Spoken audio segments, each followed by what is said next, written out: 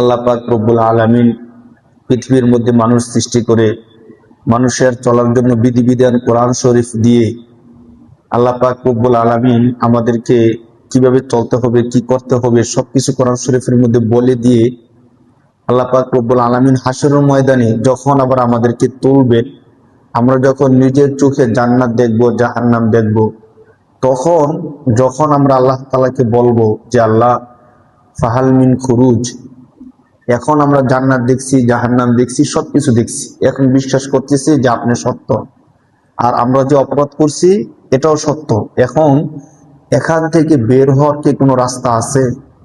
এই কথা হাশরের ময়দানে মানুষ আল্লাহকে বলবে। কে বলবে বলেন? মানুষ আল্লাহকে বলবে। কখন বলবে? যখন নিজের চোখে সে জান্নাত দেখবে, জাহান্নাম দেখবে। আল্লাহ পাক কোরআন শরীফের মধ্যে বলেন কাল্লা সায়ালামুন, সুম্মা কাল্লা সায়ালামুন, একই শব্দ দুইবার বলছে। দেখেন, কাল্লা কেন নয়, অবশ্যই, সায়ালামুন অবশ্যই, অচিরেই সে দেখতে পাবে। আবার বলতেছেন সুম্মা কাল্লা সায়ালামুন, অতঃপর অবশ্যই, কেন নয়, সে দেখবেই দেখবে। মানে আমরা যদি মনে করি যে দেখবো কি দেখবো না, আর সত্যি কি হাসর বদন সত্য কিনা, জান্নাত সত্য কিনা, জাহান্নাম সত্য কিনা, তো কোরআন শরীফ যত সত্য তার প্রতিটা মেসেজ, প্রতিটা কথা তত সত্য, এর মধ্যে কোনো সন্দেহ নাই। তো হাসরের ময়দানে আমরা যখন জান্নাত জাহান্নাম অবশ্যই অবশ্যই দেখব, তখন আল্লাহ পাকের কাছে বান্দা যে কথাটা বলবে, একদম হুবহু যে শব্দটা আল্লাহকে বলবে, কোরআন শরীফের 24 নম্বর পারায় আল্লাহ ওই শব্দটা নিয়ে আসছেন।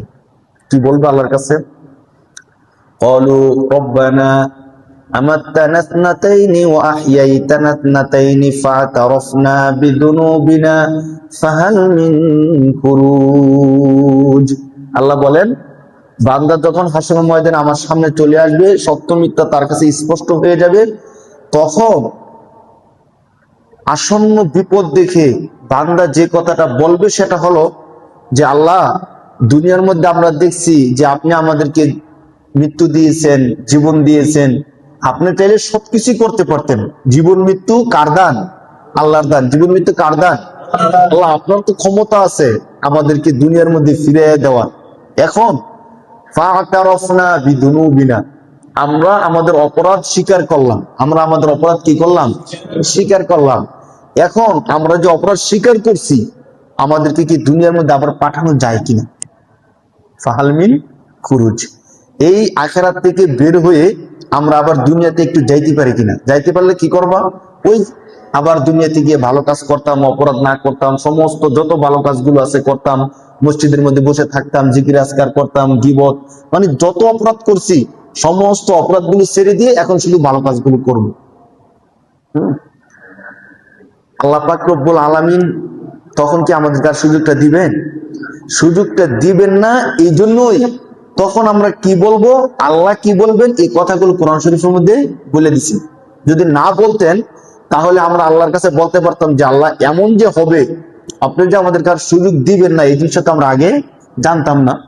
তো আপনি যদি সুযোগ নাই দিবেন, তাহলে আপনি আমাদেরকে আগে জানাই দিতেন যে বান্দা, তোমাদের কিন্তু আর সুযোগ দেওয়া হবে না, অতএব ভালো কাজ করলে এখনই করো, নয়তো আখিরাতে আসার পরে কিন্তু তোমাদের আর চান্স নাই। এই মেসেজগুলো আমাদেরকে বারবার দেওয়ার জন্য কোরআন শরীফে আল্লাহ পাক রব্বুল আলামিন এই কথাগুলো বলে দিয়েছে যে বান্দা, আখিরাতে যাওয়ার পরে তোমরা কি করবা, আমার কাছে কি চাইবা, আমি কিন্তু সবকিছু কোরআনের মধ্যে বলতেছি, যাতে করে হাশরের ময়দানে আখিরাতে আমার কাছে আসার পরে তোমাদেরকে আর টেনশন করতে না হয়, চিন্তা করতে না হয়।